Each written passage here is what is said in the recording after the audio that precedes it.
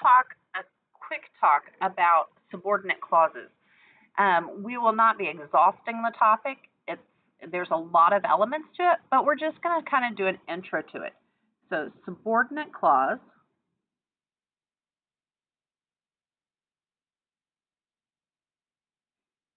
and we're going to not do like a definition of a subordinate clause. Basically, what those words mean is that we have a phrase that has to be adjacent to another phrase. It has to have an element that finishes the thought. So let's think of this more as a rule and not necessarily a definition. But the rule we have is that a subordinate clause is not a complete sentence.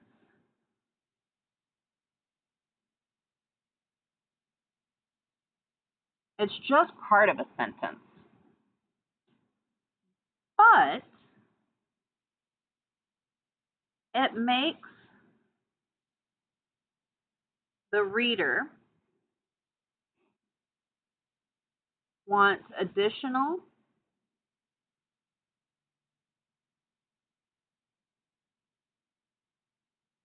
information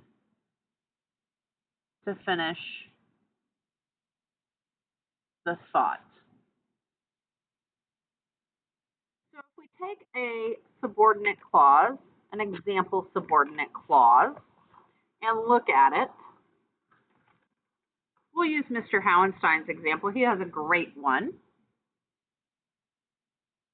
If this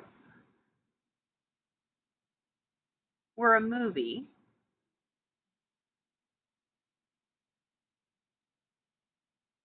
we'd be the stars. And we'll attribute it to Mr. Howenstein because he is the one who said it, and we always want to credit our author, right? So let's say that that is our example subordinate clause. If I look at the structure of this, I can use this as a sentence stem. My stem would be if this were a blank, comma, blank, right? So our subordinate clause is actually this portion of the sentence right here. Now, occasionally I like to think in math, and so I'm going to break this apart kind of a math way for you. So I have a subordinate clause,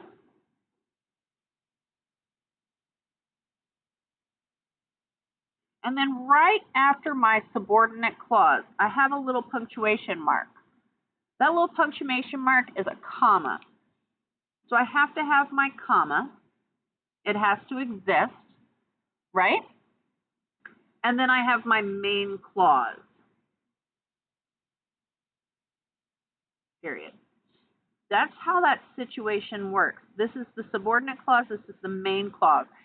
This is my partial idea, and this is the additional information that clarifies this partial idea. Okay? So that is what we are looking for in our subordinate clause. Now, there are lots of ways to write a subordinate clause, but if I'm looking for a quick, surefire way to write my subordinate clause, I can use my AWUBIS words. And my AWUBIS words is A-W-U-B-I-S,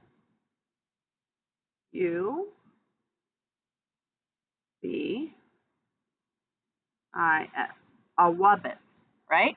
And I can use those words. And several of you recognize this and were able to tell me the words. So that is great. It tells me that you have used these words before.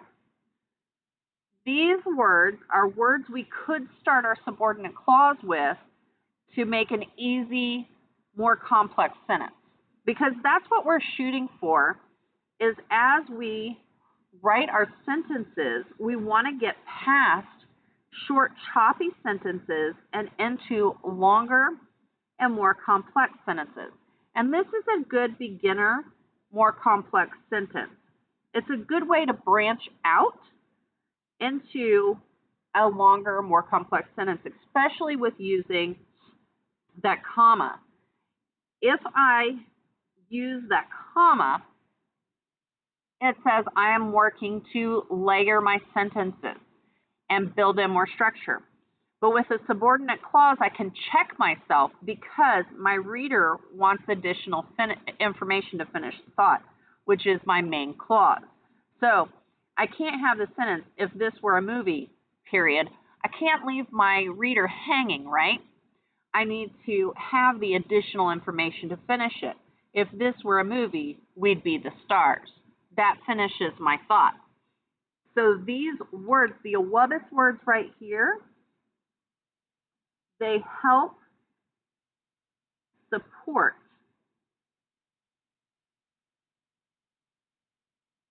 and help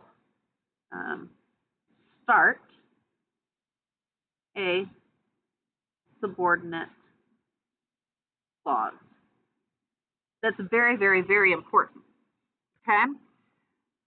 The next thing we need to know in writing the subordinate clause is we got to check our computer skills again. And because we use the comma, we want to make sure we know where to find it. So computer, what I am looking for is there is a key on my computer where the top has a little Pac-Man sign, right? That's actually our less than sign, right? And a comma. Those are next to each other. This one right there, this one is our comma. In a previous video, we talked about an apostrophe and where those were, right? Now, in case we're struggling to find it on our computer, the guy next to him, right next to him, is our greater than sign and our period, which we also see right at the end of that sentence. We have to have end punctuation. And then on this side of him, on the left of my comma, is my M button. So my comma button right in between those two, right? Now the question you might have is, on a computer, how would I do this? How would I make sure that I have this in here? And we would have word, comma, then we would need a space, and then our word, right? So word, comma, space, word. We always put the space after that punctuation mark, right? At the end of our sentence, we would put period, space, and start the next sentence. So that's how we would work it on our computer.